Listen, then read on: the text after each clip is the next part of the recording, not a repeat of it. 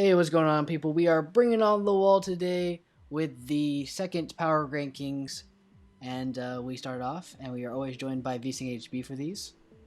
Hello. Well, technically, it's the first power rankings. It's the first power rankings since The first basically a regular round of season, battles. Yeah, the round of battles is taking place, so now we have stuff to go on other than the drafts. So it's the first round of power rankings because the technically. last video was the preseason. Yeah. Okay. Either way. So yeah, people have battled. We know things, and we've seen battle styles and plays and sets and all that kind of stuff. Yep. So dive right in. Yep. Yes. What do we With have? the results of the battles, we have our 16-1. So we'll start off at number 16. Number 16 is actually the same number 16 as last time, and it is Daniel. The coach of the Laverton Leafeons. Yeah, with the one of the best icons with the little sombrero hat. It's not a sombrero, it's a little Aussie cart hat. I don't know what they're called. I thought it was a sombrero. Now I like it a little less, just because it's not a sombrero. No, it's like the Australian straw hat that they have the corks dangling down from. I like sombreros better. Crocodile Dundee. Okay. Either way. Either way, Daniel, I'm sorry, but there is no way we could have feasibly moved you up considering the result of your first battle. So spoilers if anyone hasn't seen it, which you should go and watch. It's on Daniel's channel by the time this is uploaded. He got 6 odd. Unfortunately. Yeah, and the simple matter of the fact is Daniel's draft, and it's something we failed to mention in the original Power Rankings video, but he has no fairy resist on his draft at all. No poison, steel, or fire type at all. Literally, Kendra's Sylveon went in. Slapped specs on it, and she started hyper voicing, and he couldn't do anything to stop it. Yeah, and like his team really didn't, like the team that he brought as well didn't really support not getting swept by a choice spec Sylveon either. No, he wasn't well prepped at all, in my opinion. So until Daniel shows some improvement, I'm sorry, Daniel, you're going to kind of stay near the bottom. But Yeah. like we said about Jakib last time, prove us wrong. Yeah, definitely. And did you want to talk about the Superior set he ran as well? Yeah, I feel like, okay, Kendra's draft has the Rotom Wash, and usually, even in normal 6v6, like that's an easy swap in for Superior to try and set up with the contrary Leaf Storms and stuff. He basically didn't want to go that route and ran the old dual screens light clay set with Superior, which like isn't bad if you want to try it in a league format. Like it might work on occasion, but I feel like this was the wrong time to run that set. Yeah. Like she has a Rotom Wash. If you have a grass type, you're gonna need it for the Rotom Wash. Yeah, literally that's a free swap in for a Leaf Storm, and then even if she brings in the Sylveon, literally a +2 Leaf Storm blows it down to like maybe 10-20%, possibly Okos, depending. Well, it depends on like spreads and stuff like that, but Yeah. like literally that that blows a hole in most of her team. And I think before the Mega Evolution it outspeeds Sceptile normally. Before the Mega, maybe. I think it does before the Mega, but I'm not sure about like after it definitely doesn't. Yeah. Before it might. I'm not 100% sure on that. But even the Sylveon, like even if it lives like the Leaf Storm, like It's not you're outspeeding the following turn. yeah, it's not outspeeding the following turn, and I don't know, even if she. Oh, go ahead and say that again, Hubba. Even if she did somehow like outspeed, if she was scarfed or anything, if he was like Assault Vest Superior, he would have lived the Hyper Voice. Yeah. Oh yeah. And proceeded to sweep. Yeah, and just blow everything back, because literally there's what on Kendra's draft really stops Superior once it's set up. Not that I'm aware of. Man, there's nothing really like it literally. Unless just, she's running like regular acrobatics Superior, not Superior, Sceptile. Yeah, not really. Like, oh, and like I said, it doesn't outspeed normally, like before the Mega Evolution, unless she's running Protect. Yeah. So like once it gets in there, it's gonna do a lot of damage against your team. But yeah, like we said, Daniel, like with you getting like 16th ranked ranking, where we didn't rank you high really because of inexperience and like your draft synergy, like you kind of see now like why we put you down there, because it's not impossible to do, it's just hard to do with your draft. And you getting 6-0 didn't really help your case, so we really feel that we kind of have to put you here. Somebody has to be 16, unfortunately it is Daniel, but we feel that you can definitely improve from that and learn about your team, because you don't have a bad team, it's just difficult in the league format because it's predictable at times. So, I mean, just definitely, there's nowhere to go but up. Mm-hmm. All right, so you want to move on to number 15? All right, number 15, someone moving down, unfortunately. Our good friend, your boy Grids, coach of the Petalburg Pikachus. Mm-hmm. So you want to talk about why Grids has moved down to the second to last spot, the penultimate spot? Well, Grids' draft was actually pretty decently balanced, but in this week's matchup, he faced one Mon that literally blew back his entire draft in Staraptor. Yeah, I know that when Grid started plotting, it was pointed out to him by several people that you're going to get blown back by Staraptor. Yeah, basically. Nothing on his team, like, a lot of his Mons are not physically bulky, and then his physically bulky Mons are like grass types. Which, mostly all, maybe except, but Crocodile, I think, is the only other thing. Yeah, but even Crocodile, like, it doesn't really want to take a close combat from a Staraptor. To be completely honest. So, like, and that's purely the only reason Grids is down here so low is because he got blown back, and there was not much he could do about it. Yeah. Like, his draft just doesn't want to fight a Staraptor. Like, no matter what you run or build, like, if you want to run, I don't know, like, max HP, max defense, Raichu just to take the Brave Bird, like, there's nothing going to help. It rule either. Yeah. He's nothing he could do. And I will give him credit, like, he attempted to run, like, a Scarfed Rotom in the hope that Max wasn't Scarfed. Yeah. And I believe he was, so that backfired. There's no reason for him to not. Yeah, I know. It was mainly, I think, he was hoping that he would not be, so he could close combat the Crocodile if need. Yeah. I don't know. But yeah, it's pretty much the similar boat as Daniel. Like, there's a major flaw for Grids' draft, and that's hard-hitting flying types. It's similar to Daniel with the fairy types, and maybe in a mid-season exchange you can pick up something, like Steel type again. Steel type, rock type. Yeah, rock type. I mean, he had Aurorus, but obviously close combat. Yeah, it doesn't help. And then, like, more, like, the rest of, Max's draft literally, like, has fun with Aurorus. Yeah, everything has fun with Aurorus. It's got, like, a million weaknesses. Yeah, it's got, like, 10 million weaknesses, because it's Ice and Rock, two of the Ice is one of the worst typings, like, defensively, and then Rock doesn't really help since it has similar weaknesses. It just makes it, like, 4 times weak to a lot of moves. Yeah. But yeah, similar cases, Daniel, you kind of got blown back by one thing, and you didn't do much to try and prevent it. You kind of just gave up before you went in. Yeah. Which is not the right mindset to have. You know, you definitely have to prepare a little bit for everything. When you're looking for a matchup against somebody who has a Pokemon that specifically blows back your draft, you have to have answers for that. You have to have something, whether it's like running like a special berry, like a flying berry on certain Pokemon just specifically for that matchup, or if it's running like Fake Out on the Raichu and then having like swap-ins or something like that. Like, you have to have something specifically to answer those problems. Yeah, pretty much. Like, Grids needs more experience in prepping for a league battle. That's all I have to say. But that will come over time, and hopefully we'll see Grids as well as Daniel move up these rankings. Yeah, we have so many more weeks of the season going that they literally have time to just kind of get the gist and understand. Mm-hmm. All right. So moving up to the next person, it's actually the person I battled this week, which is Marty, who is the coach of the Warnsveld Weezings. Warnsveld Weezings. Yeah.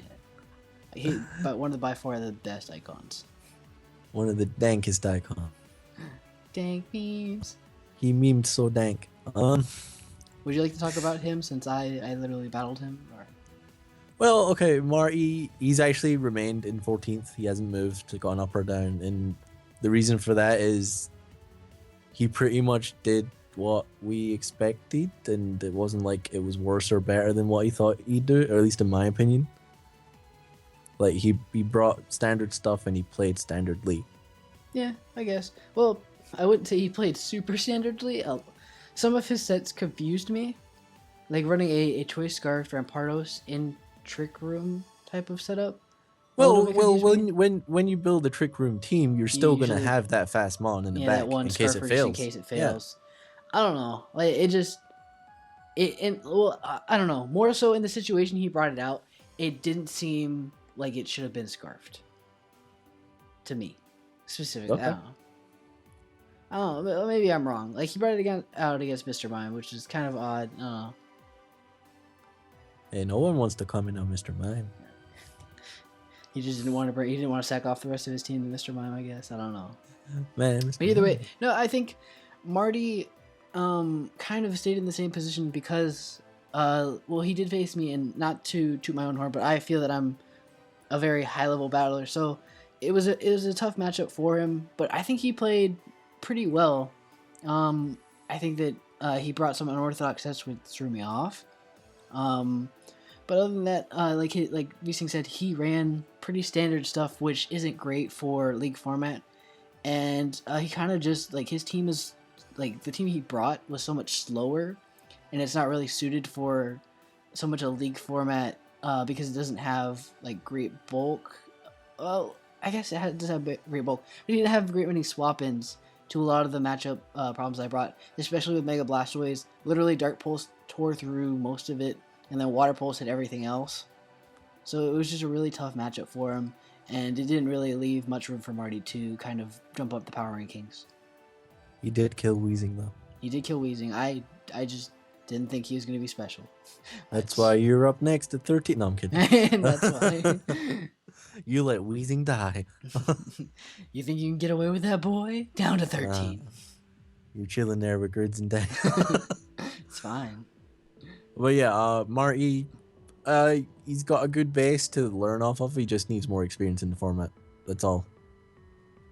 Yeah. Pretty much it. He's got Volcarona. He needs to dance some more. Yeah.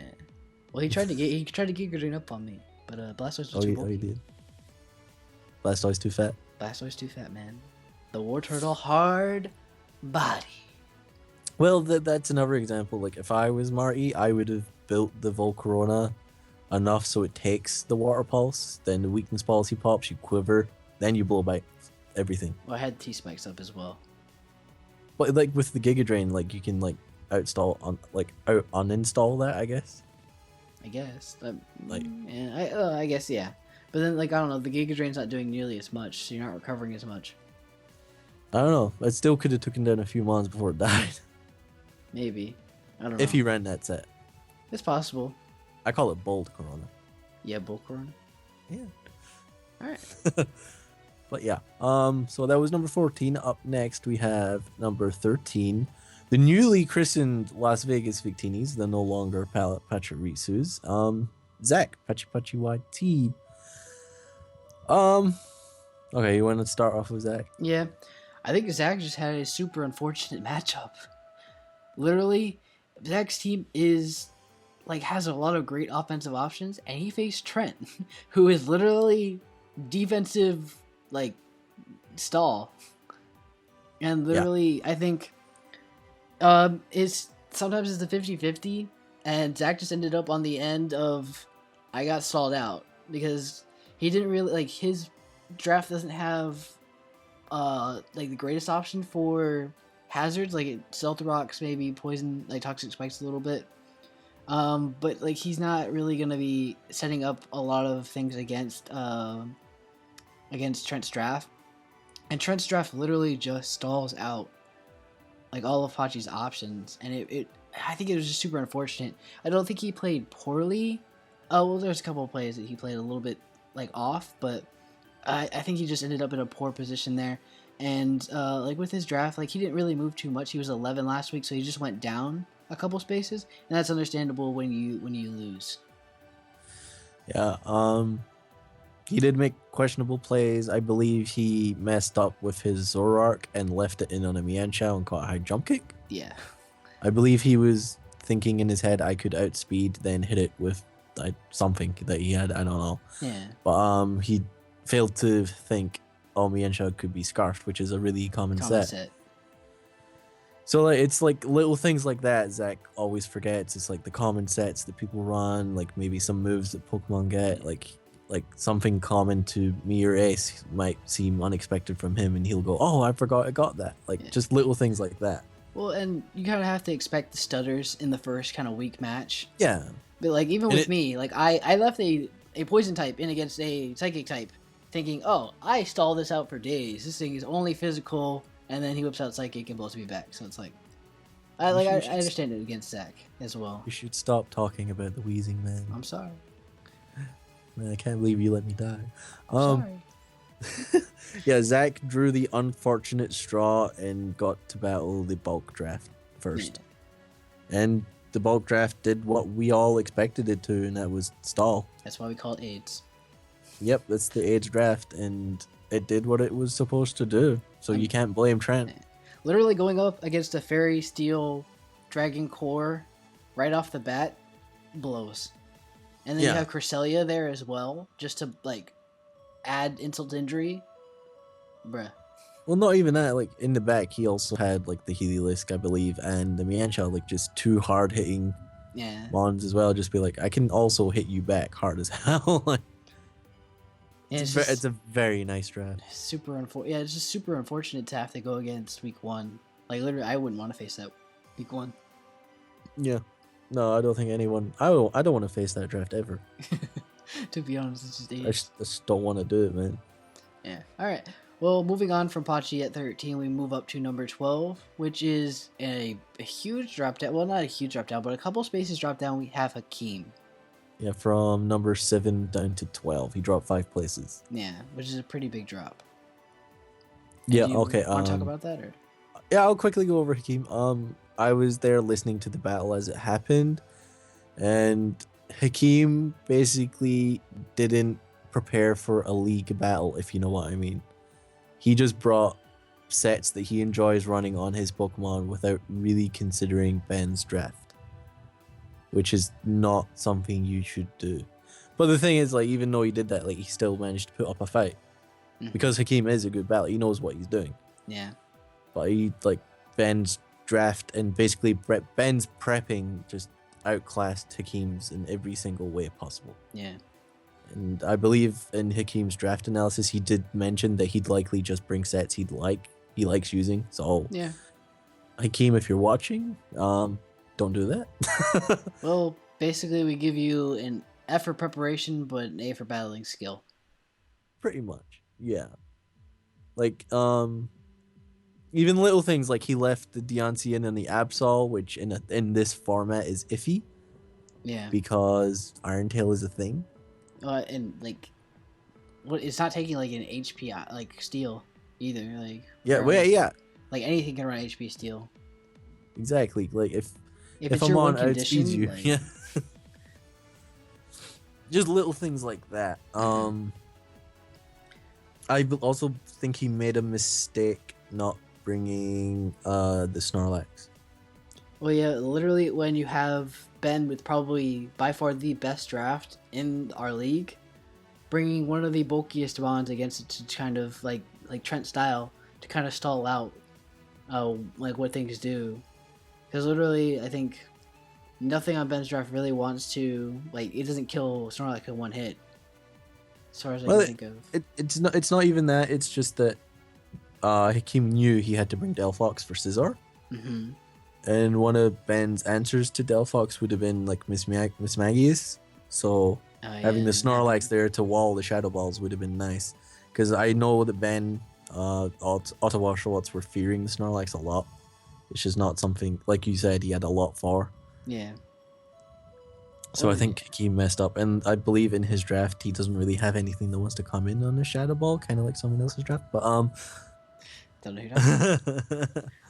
But yeah, I think that was a huge mistake, and obviously just like the lack of prepping. Like, I don't know if this is actually the case, but like, say he didn't run fire coverage on Lucario for Scizor, like little things like that. Yeah, it's just literally, Hakeem, if you had prepped better, we definitely think you would have done better. To be completely honest, like literally having a generic 6v6 set team and still doing well in a battle is proof enough that you deserve to not drop down to the bottom echelon. But preparation wise, you have to prepare better, and that's why we dropped you down 5 spaces. Literally, because you can't do that in league format. That's gonna net you losses that you don't deserve to lose. Basically. But I expect Hakeem, now that he's seen the standard from Ben, like little things like Iron Tail Absol for Deontay and also running Ice Beam on the Absol for Garchomp, things like that. I think he knows the standard he needs to play now. So I think Hakeem might be a threat in the coming weeks. Yeah, I definitely I don't expect him to stay at 12. I expect him to go back up. Yeah. All right. Moving up from number 12, we go to number 11, which is someone who only dropped 1 space this week. Not quite as big of a slide as Hakeem, but did go down in 1 space, and that's Chris. Righteous Raikou, coach of the Sayville Sableyes. I will say right now, the main reason Chris moved down is the play with the Hoopa and the Latios. Yeah. I will let Ace discuss what happened there. Okay, literally, the play that ended up happening was there was a Infernape on Chris's team out, and there was a Latios on Slayer's team out, and the Latios obviously is potentially going to go for a Psyshock there, and Chris thinks, okay, literally I can come in for free on this with my Hoopa Unbound, but he could potentially drop a Draco as well, but I'm going to kind of risk it. So I won't swap in my Ferrothorn, who can literally eat up either hit. I'm going to swap in my Hoopa, which he did admit at the end wasn't a bad play. But literally watching that battle, at the end of the game, I was like, if Hoopa was more HP, you won. Because you're a Scarfed Hoopa, you basically won the end game there. It was Mega Pinsir, who doesn't want to take a hyperspace, or like, what, the Gunk Shock hyperspace? Anything, yeah. Like, it's paper thin. Probably... The Manaphy was left. No, the Manaphy No, the Manaphy was gone. The Needle Queen. Needle Queen, which isn't going to kill you in 1 hit if you're at max HP. Like, even if you take a quick attack from Pinsir... Well, if he locked himself into, like, Zen Headbutt or something. Or... Yeah, well, that's probably still killing the Pinsir anyway. Yeah, so then that kills that probably in 1 hit. The Needle Queen, and then what's the one last mon? Ember? Which was paralyzed as well. Yeah. I believe. Literally at that end point, you might have, like, you could have won that matchup, and like it's small misplays like that. Like we said, it's the first week, so you're gonna make those misplays. But we kind of had to keep you at that same slot. You made the wrong play, and you suffered for it basically. Yeah, you didn't play terribly. You know, it was definitely a close match. It was a very good match. But like, there was that play where the swap into the Draco, the potential Psyshock or Draco is clearly the Ferrothorn. There was no need for you to risk that. If you had the Hoopa, you could have swapped at the end and probably should have. But the other play you made with the Mega Aerodactyl on the Manaphy as well was questionable. Yeah. Like, just little things, and I'll let Ace go over that quickly. With the Aerodactyl against the Manaphy there, you wing attack, and you see that it does probably, like, he's probably, 40% left, and you wing attack, it does, like, 20%, and then he gets leftovers recovery. You know that you may get the roll of, like, 25%, you may not. I would have liked to see going for a Stone Edge or Earthquake or a move that has a guaranteed kill, because literally Wing Attack is one of the weakest moves that you have on there. And even going for a guaranteed kill, like if you miss Stone Edge, you're dead regardless, because you're probably not going to kill with the Wing Attack. And that's just kind of the play that I didn't like personally. Like, I mean, it's whatever you want to do, but literally you're going to die to a Scald regardless if the Wing Attack doesn't kill. So you might as well just go for something that's guaranteed to kill if you're going to, like, if you see that it's a roll. Yeah, and that's another case of if he had Stone Edged and killed the Manaphy, like, what comes in? Yeah. Because he had Ember left, Wing Attack. He had the Pinsir left, Stone Edge, and what, the Needle Queen, Earthquake. Yeah, so yeah, like literally, you give it a really hard time there as well. I'm trying to think as well. There was one other thing. Okay, yeah, with Chris, I want to say that, like, we're giving him a lot of potential ways to win against the number one ranked last time ranked player, And the reason I think that like he kind of stayed around the place where he didn't really move up, as like we're giving him like the potential to beat the best player, is because he brought sets that we kind of could expect. Sets like we didn't see a lot of advancement from him, and we feel that his draft still kind of puts him in the same position. We didn't really feel that he needed to move up. More so, we just felt that he kind of stayed in the same place. Yeah, we didn't see anything. I agree with that. Yeah, but, like I definitely think he showed that he is a top tier level battler, but you have to improve in league format to move up in a league power ranking. Yep, pretty much. All right, so we're into the top 10 now, and at number 10, we have coach of the Baltimore Bergamites, Jakib 12. Yeah. Ace, take the floor. Last week we ranked Wyatt, the opponent of Jakib, at number 4, and Jakib was ranked at number 15. So he did jump a significant amount, 5 spaces, and as you guys can obviously tell, Jakib is ranked still lower than Wyatt. We decided that due to the battle versus Jakib versus Wyatt, there was a lot of hacks, as you would call it, or beneficial things that happened for Jakib that we really felt didn't make Jakib a better battler in the position there. If in fact it actually made it look better for Wyatt, because Wyatt literally had 4 or 5 crits against him, and status ailments happening against him, and he still ended up making it a closer battle. And that shows that attests to the strength of Wyatt's draft, his preparation, and his battling skill. So I really think that Jakib moved up because he did win against one of the best drafts, whether it's by hacks or whatever. You should get credit for that.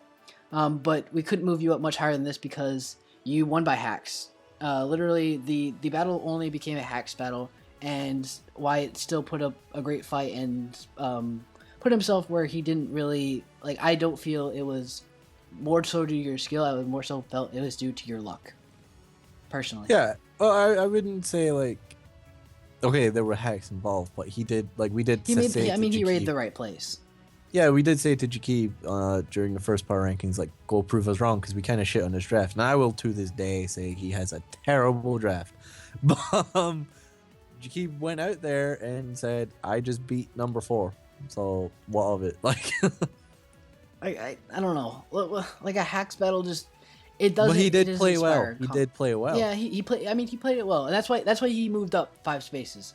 We literally have to respect that you beat the number 4 ranked player from the previous power rankings. But I don't know. Like, if you win the next weeks and it's not hacks, it's pre skill. Like, we recognize the skill. Maybe I didn't express that correctly before. We understand that you have good skill. You were battling well.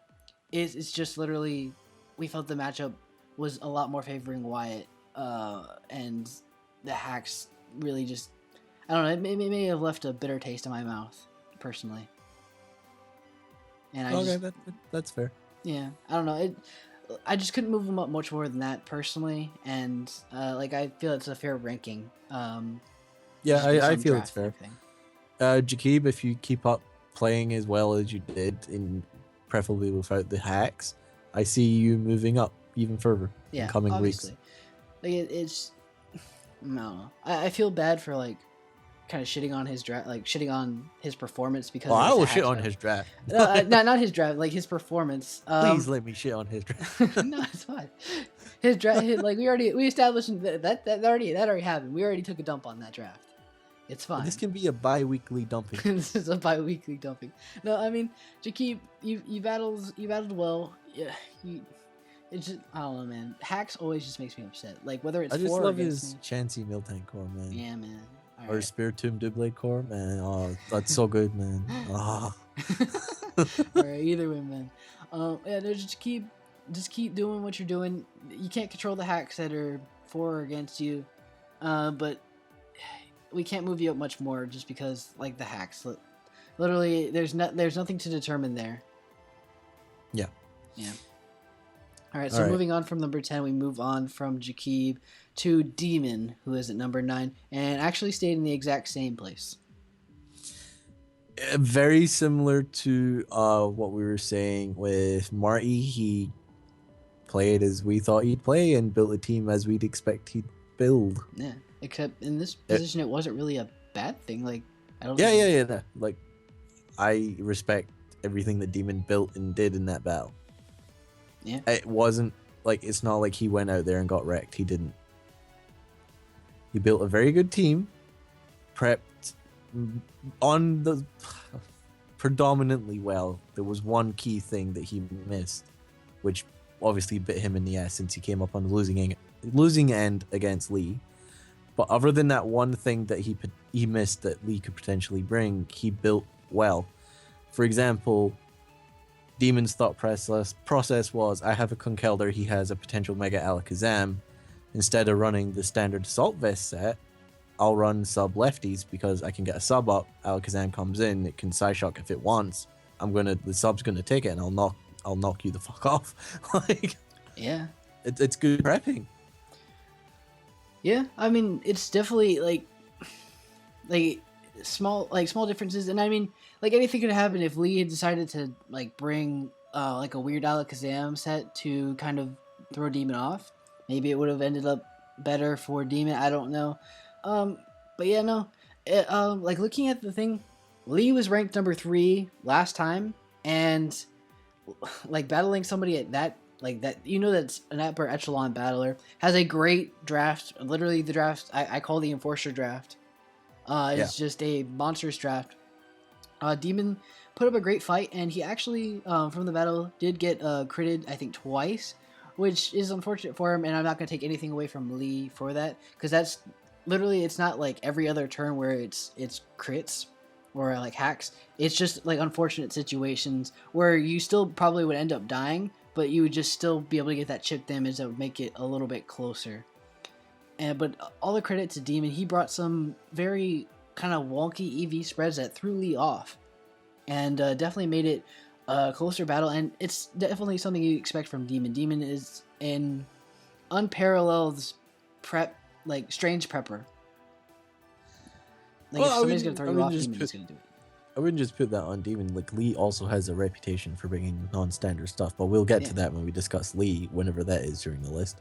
But yeah, Demon brought a nice team. He prepped well. The only thing he really missed was the idea of Lee bringing offensive technician Hitmontop. Yeah. Which basically was the reason. Yeah, that blew him back. Yeah, I believe if Lee didn't have that, Demon had the battle in the bag. Let me think. Yeah, probably. Well, it probably would have come down to like potential roles with Zapdos. Well, yeah, it would have been like Florges and Zapdos just staring at each other. Yeah. Who gon' die? But if Lee didn't bring it, or if Demon had prepped for that, it would have been a lot closer and a lot more unpredictable. Yeah, especially without if the crits didn't end up happening, which you can't really account for. But yeah, there's not anything we can really pick on other than Demon missing that one thing, and it's really unfair to pick on him for that, because everyone's gonna miss one thing. Well, and yeah, it's the first week, and literally you have Lee's draft, which is covers everything. His draft is just overall just a powerhouse. So covering that draft is, I don't know, it's not possible basically, and you're gonna miss something somewhere. Yeah, Ace is terrified. Yeah, basically Lee's draft scares me the most. I'm not gonna lie, Lee's draft scares me shitless. All right, but moving on from me getting scared shitless and Demon's placement at number 9, we move up to number 8, which is Wyatt, who is Mega Chewbacca, the coach of the Azalea Aggrons. Yeah, okay. Yeah, you well done. Oh, you don't want me to say it, or I was gonna? You said the wrong one. No, I said passing it to Hubba. Oh, you heard me. Not liar. I did. They can run it back. Run it back 5 seconds and see what I said. All right. Leave it in the chat or the comments. It's not a stream. Leave in the comments what you said. What I said. I'm used to streaming with grids, man. What are we talking about? We moved up to Wyatt, yeah, at number 8. Wyatt moved down 4 places, coach of the Azalea Aggrons. Yeah. Basically because my main reasoning for ranking him this low is that the one misplay he did do, he kind of fucked up with Clefable, and he let it go down way too early. Yeah. I believe it was like the first few turns and Clefable just died. Like that's one of those things you need to keep around so you can like try and wall things and stall things down. Yeah, and like I said with Pachi, just unfortunate matchup really. Like because you lost, you kind of have to. We have to respect the order of how things go, and we have to move you down just a bit. You did move down 4 spaces, which is kind of a big drop. But literally, I think that the players that are above you literally earn the spaces just above you, and you can definitely move up. You had the unfortunate matchup where you just got haxed a lot, which is super unfortunate for you. Solid drafts, solid battle player. Didn't play poorly, well, other than like a couple plays, which is expected in the first week. But yeah, it's just first week jitters. That's all. First week jitters, and you just got super unfortunate, to be completely honest. Plus, Wyatt also had to deal with the added pressure of, and no offense, Jakib, but you can't be that nigga that loses to Jakib week 1. Wait. I'm just saying. I said from the beginning I will sit here and openly shit on Jakib's draft. Damn. Are you just saying he didn't bring knockoff and mock punch? It's all you need, man. Knock off mock punch. Knock off mock punch, and you beat Jakib. All right. Well, maybe Farsight.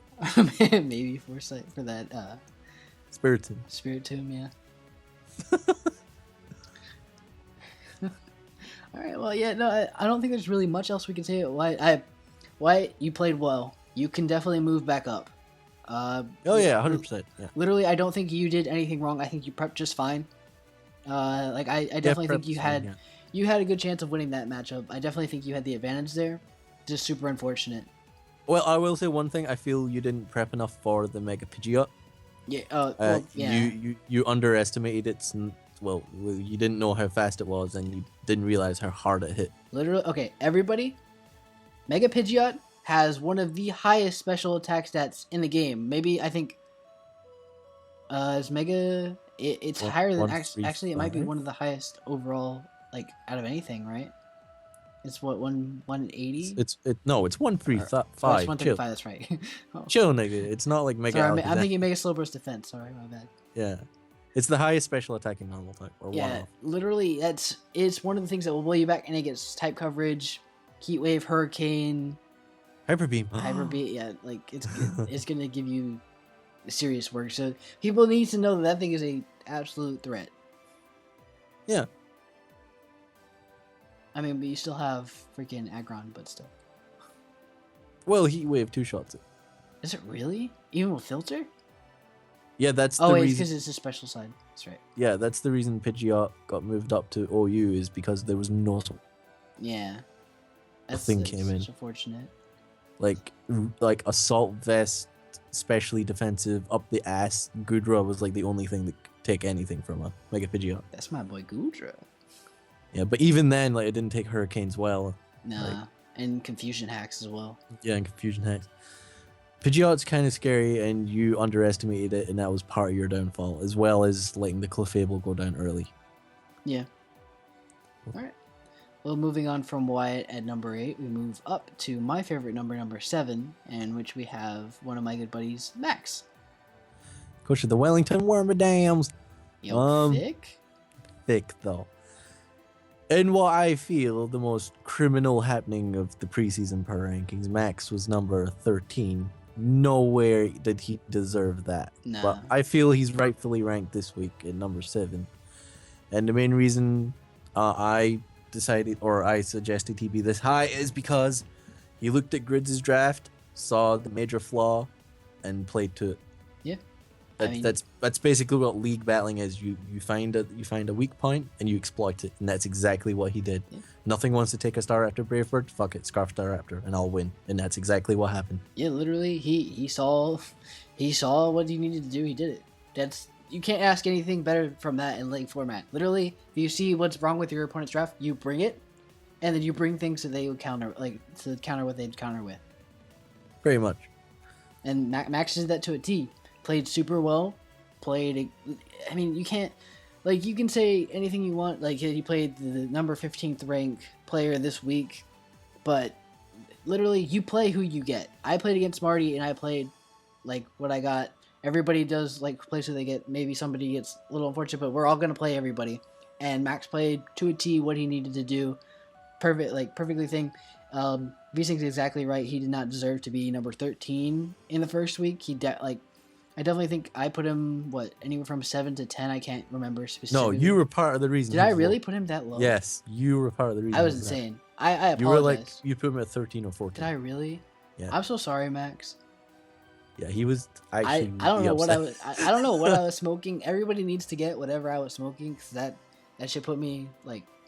Yeah, he was legitimately upset. Not that he was ranked there overall, that you ranked him that low. I'm so sorry, Max. I really apologize. Like literally, I don't know what I was thinking. Well, we've rectified that now, Max. Okay, it's all good. You're where you belong. Yeah, literally, this is me and Hubba's combined ranking here. Hey, I already had him at like 6 or 7 at the first go round. Did you really? Yeah, I actually did. Yeah. Okay. Because I know Max as a battler, like he was my protege at one point, and I'm kind of God, so if I'm God, he's Jesus. Hello. But yeah, he's not that bad. He's quite a good battler. Yeah, Max, I still don't like a lot of your NU picks either way. So. Hello, you got Cacturn. Okay.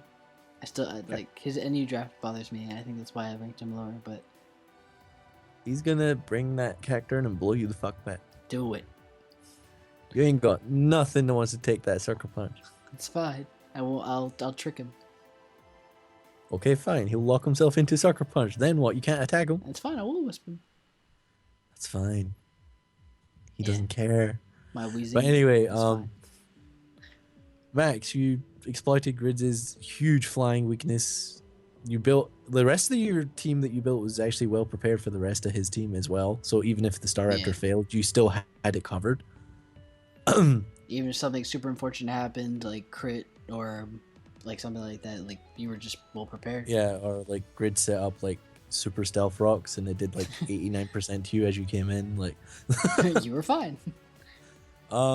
Yeah, you're a good battler, and I think people realize that now. People kind of slept on you before the season started because, by your own admission, you haven't been playing Pokemon a lot recently. But it's like riding a bike; like you don't really forget things. Yes, the metagame changes, but you don't forget the fundamentals. Yeah. And you notice that if someone's got a lot of shit that gets hurt by Bearbird, you're gonna bring the Bearbird. Basically. All right. Well, moving on from somebody who had an excellent time exploiting their opponent to somebody who really didn't move much well, but I think is in this position again, not only for the reason we put him there at number 6 last week, last time, but really for their battling skill showing off. Yeah, I feel he has earned this ranking. That's Ben. Yeah, so Ben is at number 6, coach of the Ottawa Oshawotts, and honestly, Ben, because he literally has no experience, had to impress to basically not fall down. And that's what he did. He impressed. He beat Hakeem, one of the scarier battlers in the sense of, oh shit, what's he going to bring? It's kind of like Demon in that sense. It's like, I don't know, man, he's kind of wild. But Ben,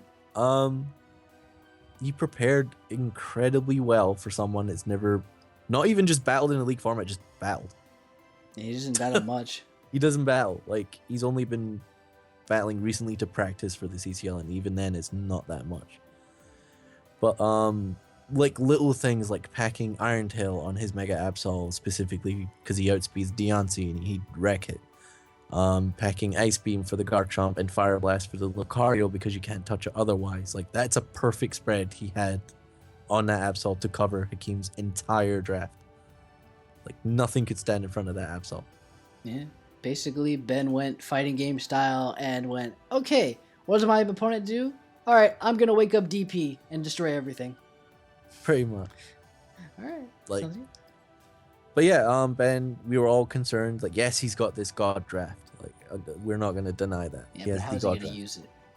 Yeah, we were all doubting if he could use it, but he proved it off. Like, he brought the regen core and he used it as it should have been used. The Pokemon came in, took the hits, fired off a hit, then swapped out.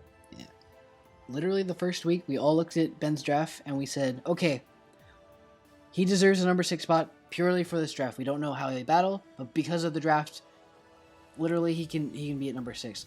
This week, Ben earned number 6. He deserved to be at that spot. He played extremely well. He played his perfect draft to a T. Exactly with Max. You play the matchup that you need to play. He prepared extremely well. He played exactly like he played just like almost flawlessly. I think, other than a couple plays. Okay. Yeah, I was gonna say like, man, you might have been number 5 if you didn't Iron Tail the Lantern. To be honest, that's all I'm saying. Quad resistant, not just resistant. Yeah, not just resisted, quad resistant. resistant. Like that play cost him his Mega Absol.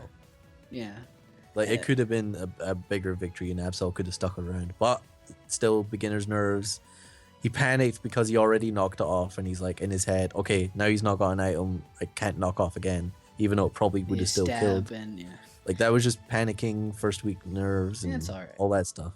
He's like, even losing the Absol, he still put in the work. Mm-hmm. Like he did something smart. Like he had a Choice Scarf trick Miss Magius. He saw that it honestly wouldn't do much, just shadow balling, so he decided to Scarf Hakim's Delphox.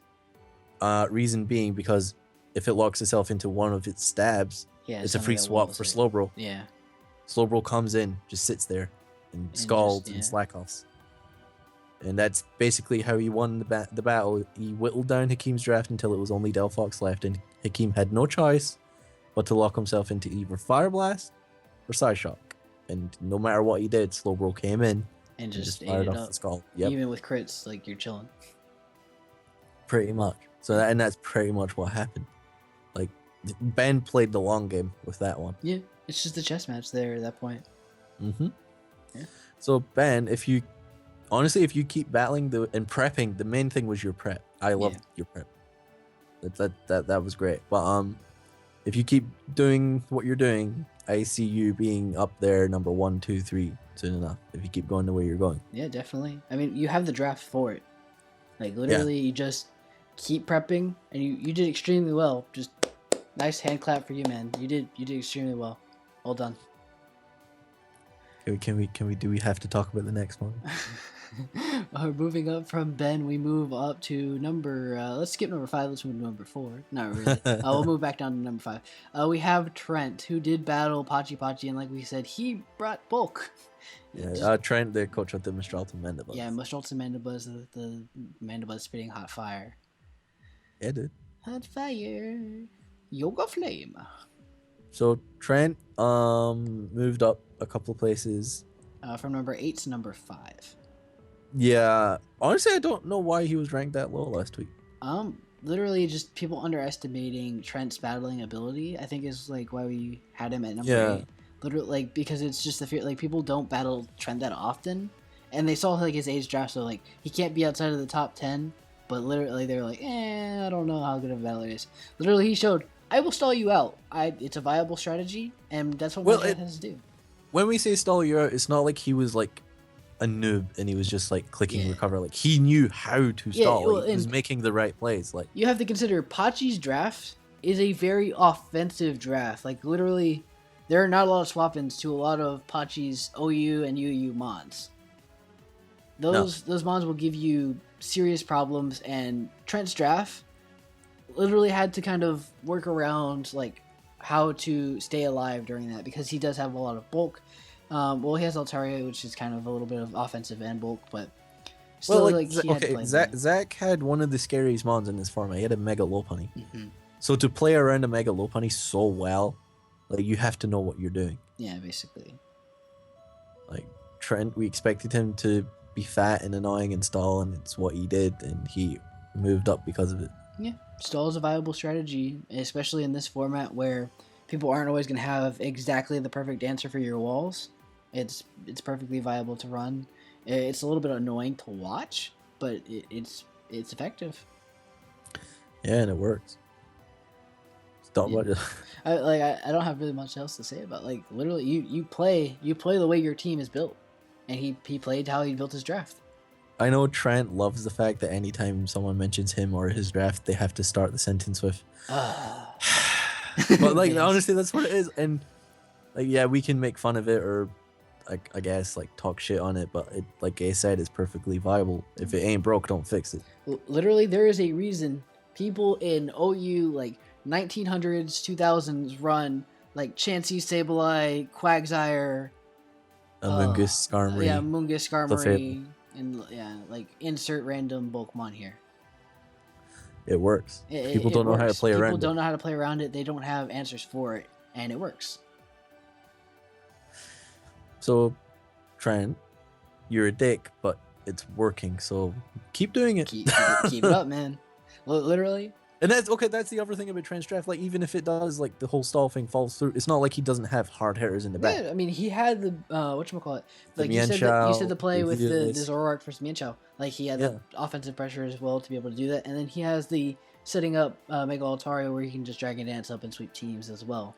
Exactly. So it's not like he's immune from running like end game sweepers. He just literally can stall you out if he needs to, which is a great great thing to be able to do. Like literally, I heard Gio talking about this in the GBA last season. He says, "I run bulk on my team, but it may not even be for bulk. It may just be I want a proper swap into this mon for free." Yeah, like sometimes you might have a mon that's not generally run bulky, but you might invest it in bulk just to counter a specific mon. Like if you're really scared of, I don't know, like a Sceptile, you might run just a random bulky fire type. It's not even meant to be a wall, just to wall the Sceptile and get a free swap in. Yeah. Like an Arcanine. True. No, like an Entei, like you run a bulky Entei just to swap into the Sceptile. Or a Milotic. Put it the sunny day. On a Sceptile? No, Milotic. Against it? No, against the Sceptile? Nah. Don't worry about it. Either way. Man, fuck Shady Penguin, but Alright, either way. I'm kidding. I nothing you, Shady. I feel no love nor hate. Ace is sitting there like, why is this happening right now? I'm like crying and like laughing at the same time. It's hilarious. Alright. Moving on from Trent's age draft. Side bleh. Alright, either way. We move on to number 4. The killer by Snoo Snoo kind of person. We move on to Kendra. Yeah, no, she's the killer with Snoo Snoo. She's the killer with Snoo Snoo. Yeah, she's the killer with Snoo Snoo. And I'm a Slayer, man. We move on to Kendra at number 4, who had the impressive 6-0 victory in her first league match. The only 6-0 of the season so far. So first 6-0 goes to Kendra, coach of the Safari Zone Stunfisk, and no one can take that away from her. Well done. Even though it was against the bottom ranked person at the time, that's still a 6-0. Like, yeah. And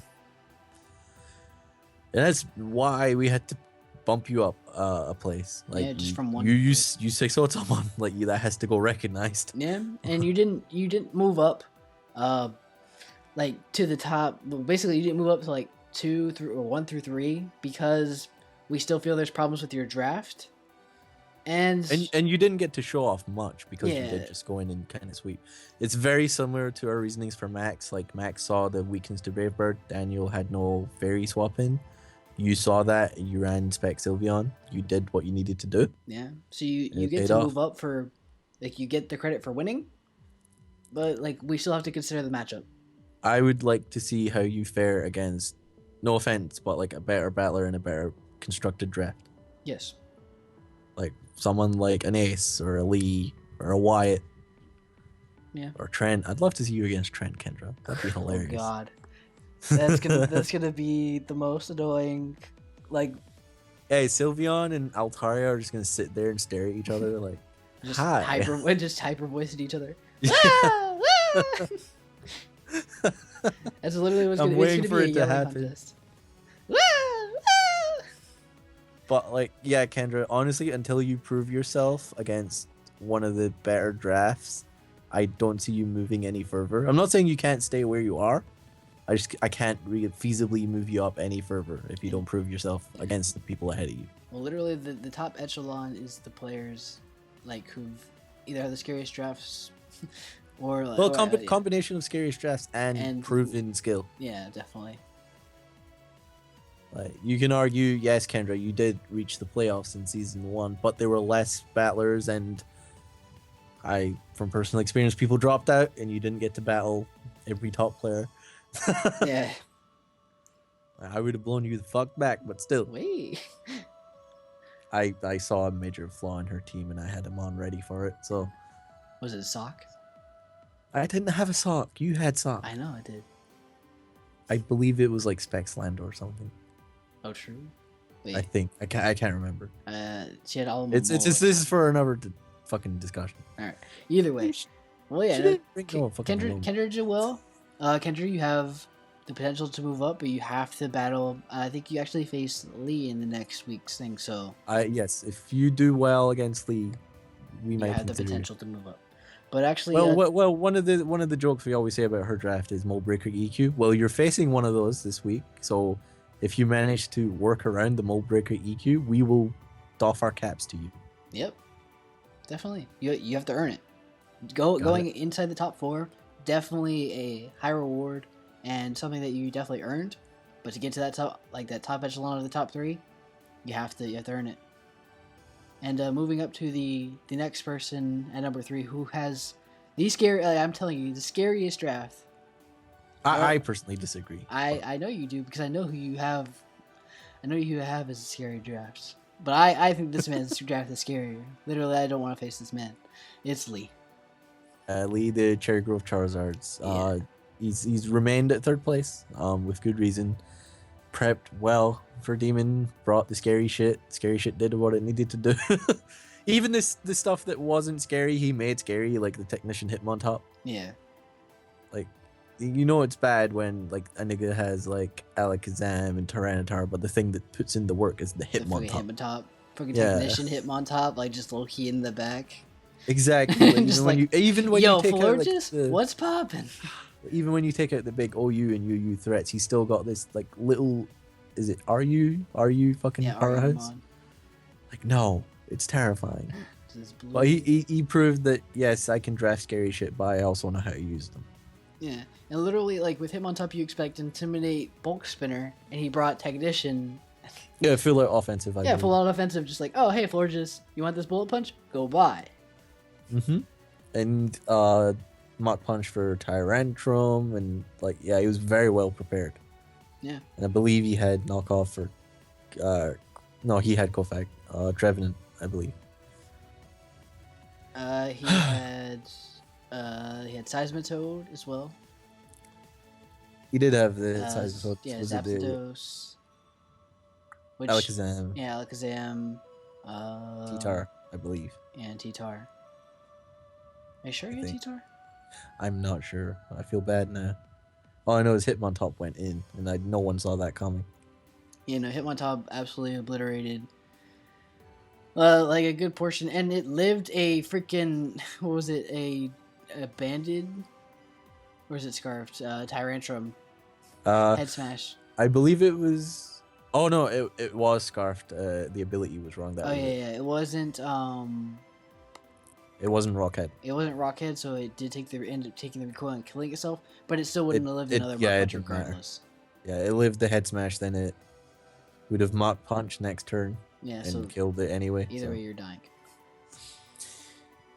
So yeah, Lee, you have one of the scariest drafts, and in Ace's opinion, the scariest draft. You've proved you know how to use it, so we couldn't feasibly move you down at all. Yeah, and I just feel you're still kind of unproven compared to the other two that remain in this format.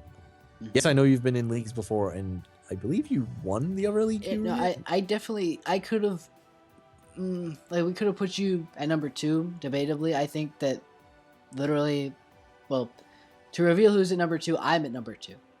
And spoilers. Spoilers. But I'm at number 2, and literally, I think that Lee could go above me, or like vice versa. Yeah. Ace and Lee are interchangeable. Literally, yeah. Like, well, I'll just put the thing on the layout and just be like, "Hey, it's me, yeah, hey." All right. But yeah, like literally, I think that Lee and I have very interchangeable placements. I think that Lee is definitely proven he's beaten somebody that I haven't beaten, but like. I don't know. Like once we face off, it'll decide that a little bit better. Yeah. So moving on to you, Ace. Yeah. You want to talk about yourself and talk your own shit up? I don't know. Literally, I did what I needed to do. I have my Why you make it sound so savvy? No, like literally. You heartless bastard. I was in second place, the original ranking. I ended up staying there because I did what I needed to do. I won my match pretty convincingly. Like I kind of swapped around. I guess you could say I kind of styled a little bit just to show off my sets. But I don't know. Like I did what I needed to do. I didn't do anything super duper crazy or anything. I didn't 6-0 like Kendra. Well, you were saying there's an argument that you could be 3 and Lee could be 2. There's an argument you could have been number 1 because of the fact that you got the opportunity to just style on your opponent. I guess. I don't know. Like, I disagree with the person in number 1 didn't get that opportunity because it was such a close battle. That's true. Whereas you were just kind of like chilling. Like, he also had a harder matchup than me as well. But still, like, yeah, I guess. I don't know. I mean, this is a week-to-week power ranking. Like, if you're facing a lower tier opponent and you blow them back, you're going to move up. Definitely 1 through 3. All of the trainers have proven skill, definite ability to win this league, by far. But I don't know. Like I definitely think that I deserve to be at number 2. I would have no problem swapping with Lee at number 3. I literally think that we can, like, if we battled 3 times, I literally think it would be 50. Like, it would be we each win 1, and then the third match would be a coin flip. Yeah, I guess I'll talk about Ace and just not let the conceited asshole talk about himself so much. Okay. There's not really much I can say other than Ace did what we expected Ace to do, and that's go in and think he has funky sets but not really have funky sets, then win. He might think he's being smart, but it's just kind of like unorthodox for the sake of unorthodox. I will say though, the Blastoise was smart. I will give you credit where it's due. Oh, and also the Toxic Spikes Weezing was a little adaptation on somebody who brought it against me, who I battled way back in the day. Yeah, way back in the day? Way back in the day. It seems like you who was at Scrafties R Us. Yeah, young Scrafties R Us. Yeah. I can't believe you're like stealing my gimmick just to win a battle, man. Hello? I just thought it was a good I just thought it was a good matchup, to be honest. But yeah, you have proven from season 1 and season 2 that you've adapted to the league format better. Like, you noticed that you have a Mega Blastoise, and Marty does have a Mon that completely usually walls it in the Tentacruel special wall. So you adapted and you unorthodoxly ran Zen Headbutt. Which isn't that big of an adaptation, but like it works. But like in this format, it works. Yeah. Like, you know that, okay, Tentacruel can come in at any point and just sit there and be like, can't touch me, nigga. So you packed a move to cover it. Yeah, and even though he didn't end up bringing it, like, it was just nice to have that potential, especially with the chestnut there as well. Literally just, like, it's just a good coverage move. Like, I had the Ice Beam as well, but, like, just having the Zen Headbutt in case the swap-in was there. Yeah, but, like, things like that, that's things that, like we mentioned earlier, like, Hakeem needs to start picking up on. Yeah. Daniel, Grades, Mari, all the lower ranked people, like, these are things you need to start thinking. Like, if there's a Mon on your opponent's draft that walls one of your biggest offensive presences, you need to try and adapt to cover it. All right. Yeah. So enough of me calling myself pretty. Let's move up to number 1, and let's talk about Slayer at number 1, who has earned the overall best ranking 2 weeks in a row. Saffron Shaman's kind of like season 1, where he kind of lived up there. Slayer did what Slayer does and win. Yeah, literally, he made a play that was exactly what he needed to make, and he allowed his opponent to misplay. He dropped the Draco when Chris had the potential to swap into Ferrothorn and kind of eat it up a little bit better, but he allowed for his opponent just to make a misplay, and that's what Slayer excels on. Literally, Slayer will make the correct plays 99.9% of the time, and that's what puts him in the top tier. Like, you could debate that dropping the Draco wasn't the correct play, though. There's no reason not to, because Ferrothorn comes in, you could and also... it's not a bad matchup really for Latios. Well, you could also say the correct play would have been predicting the Pharaoh and going into the Ember to fire off a Flare Blitz. I mean, he has a Registeel right there that he can literally swap in for free. Who? Slayer. Slayer can literally swap in Ferrothorn or Registeel against the Ferrothorn and not be too worried. Yeah, but well, then it's just a stall war, which is what kind of Yeah, happened. but Like, that's just kind of, that's why I support the play of him dropping that Draco, because I like if Chris makes a misplay and swaps in predicting the Psy Shock, which definitely he thought, like I definitely, I bet you 100% it crossed Slayer's mind that he might think I'll Psy Shock, so I'm gonna drop this Draco on this potentially Scarfed Hoopa that could be coming in. I don't know. I just, in my opinion, the smarter play, or something I probably would have done, was predict the Pharaoh, Just double. which was Chris's smartest play to make, was the Pharaoh, and double into the Ember, because we all know that nigga gonna hit you like a truck no matter what you are. Yeah. And as we saw in the battle, Slayer, anytime the Ember was in, superpowered, because Chris didn't really have anything to take it. Yeah. So like that would have been like doubling into the Ember and getting a free superpower off would have, I guess, like moved the battle along quicker. Well, he also went for the superpower because Chris did have a Pharaoh Thorn, so literally taking Flare Blitz, recoil plus the it wasn't Life Orb, taking the Iron Barbs and potentially a Rocky Helmet, which it was, yeah.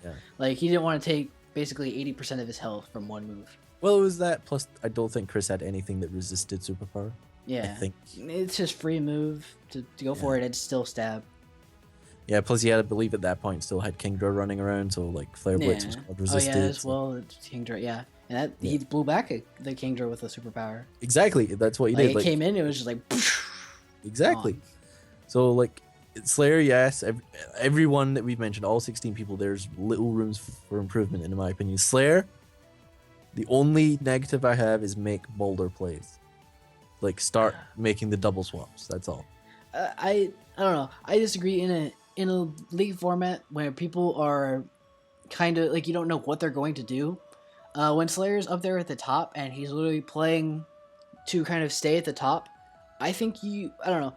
This is my personal opinion, and anybody can disagree in this style.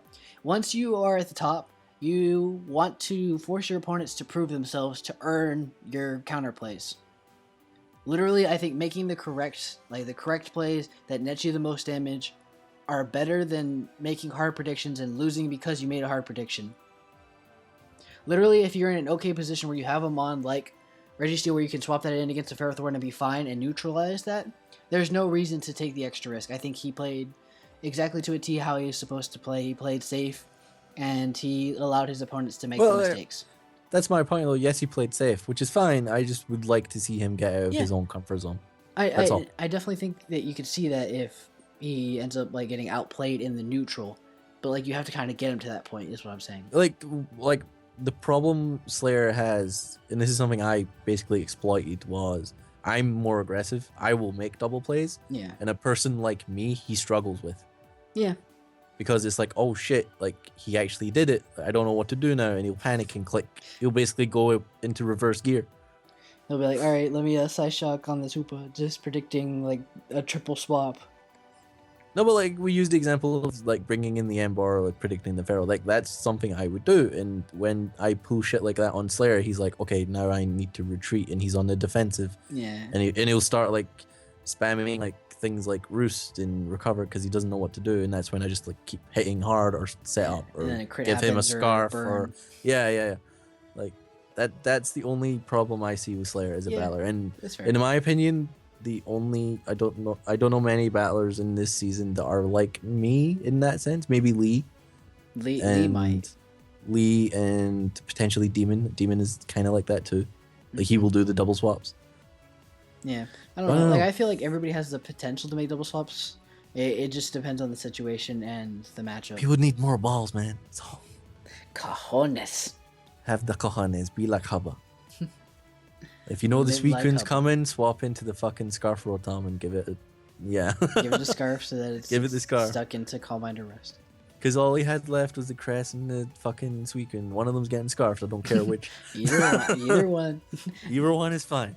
But anyway, Slayer, you did what Slayer does. You went out there, you had a great team, you prepped well, you played safely, smartly, safely. I feel you could be bolder, but that's just me. You've already proven that you can win. I just want you to be a bit more gutsy. Like, I don't want you winning by the skin of your teeth and being lucky. I want you to dominate people. Yeah. Because people have this They hold you on this pedestal and think you're kind of like the best battler that ever graced the planet. Prove that you are one of those. Become a force rather than someone that ekes out victories every week. Yeah. Be dominating. I don't know. I kind of sit on the opposite like plane there. I think Slayer, play your game. Don't try and be something you're not if you don't want to be. Literally, if you want to be more aggressive, if you feel that's something that you need, do it. If not, I don't have problems with you making the correct safe plays. The correct, quote unquote, standard plays. Standard plays. I don't have problem with making the standard play if you think it'll net you the best result. I just feel Slayer could be infinitely better if he was braver. That is all. Yeah. It'd be like, and this is like kind of ego rubbing here, but it'd be like if you and I combined into one battler. That's what Slayer has the potential to be. Yeah. That's scary. Just imagine that thought. That's terrifying. Let's not do that. Let's not say that we did. All right. Well, that's going to be the power ranking, guys. Thank you guys so much for watching. If you guys disagree or if you agree with us, make sure to leave your opinions down in the comment section below. We really appreciate it. And, yeah. We'll be back in a couple of weeks with the power rankings after round 2 of the battle. So make sure you subscribe to the CCL and everyone else's channels so you can actually see the battles and the team prep and their thought processes and all that stuff. So yeah, like, comment, share, subscribe, all that usual stuff. Go follow us on Twitter for updates. Go follow us on Twitch where we will be streaming our mid-season exchange. And go check out our shop. We've got some nice stuff there. Yeah, buy that Alabasta Arcanines hoodie. Or the Snarling Savages. It's got both our shit on it. True. It's kind of nice. It's actually flames. That one's hella nice. Hold up. I'm gonna scoop up a couple of those for me. Exactly. But yeah, go check out all links all down below. Leave a like. Let us know thoughts, opinions, if we went too hard on people or were too kind to people. If you think we should lay off Jakib next week, maybe. We're not. I am promising I won't. You may comment it down in the comment sections. It's not gonna happen. Yeah, I'll ignore your comment. I will delete your comment. We'll delete your comment. They won't get approved for possibly. It'll be possibly spam. It's getting spammed. But yeah, Ace and I will be back in 2 weeks, and we will see you then. Say bye, Ace. Well, bye, Ace. Bye.